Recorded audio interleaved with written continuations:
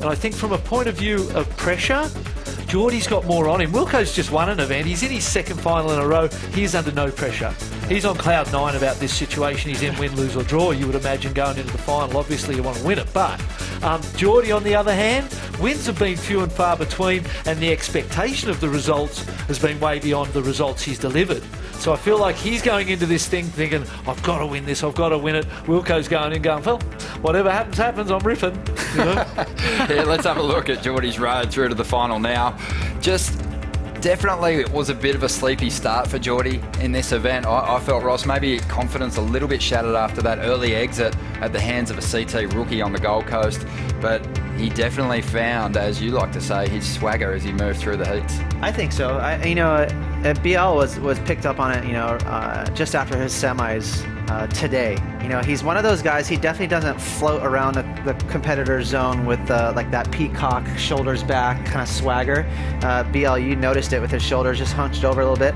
But I will say that's kind of just his personality. He's not one of those guys that kind of is rough around the edges and looks and kind of just stares his competitors down. I think what really floats Jordy's boat is when he surfs as good as he can. He's one of those natural surfers that he gets engaged the better he surfs. And I think it's a good sign that he's not peacocking too early, isn't it? He looked like he came out of that semi and he didn't feel like he'd done his job.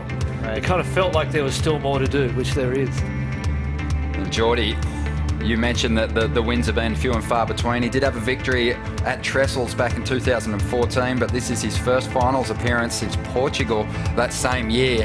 And actually he made the quarters here last year.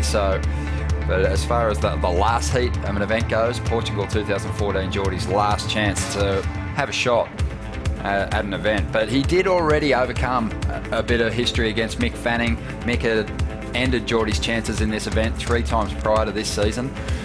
So Jordy definitely will take some confidence out of that. And I think you could tell there was some emotion there when we caught up with him after the win.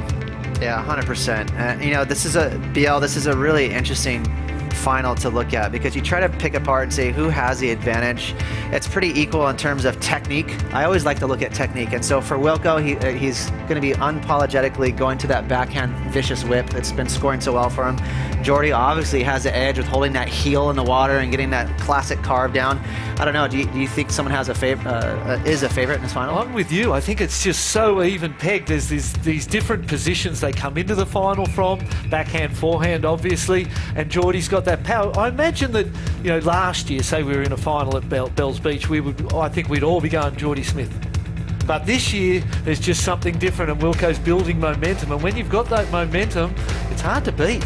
That was a crazy turn, wasn't it? That was wild. For a big score, Jordy Smith has that ace up his sleeve. He can really attack with those bigger boards. And that's the other thing I've noticed too. If you've got an outside, think Michel Berez's 3-turn outside wave that he got the 9 for. To me, the outside work was a 9 on its own.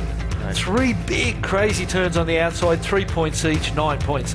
He got more or less nothing in the reward factor for the whole inside because it never got spectacular. It never had that crazy and the crowd didn't go up. And I think in this final, you've got to get your outside work done, but that inside work here at Bells Beach with the size is equally as important as the outside work. Yeah. Wilco's 9-2 really was kind of on the merit of the inside work. So I think you've got to pull that whole thing together, having your big outside turns, finish with a bang, and you might ring the bell. Well, I do want to say that, Ronnie, is I think, we tend to get so focused on the performance, on the 2 surfers, but Bells is that third player. You have to be so smart. You can't get too deep. You can't sit too far out. I mean, you can beat yourself before you even stand up.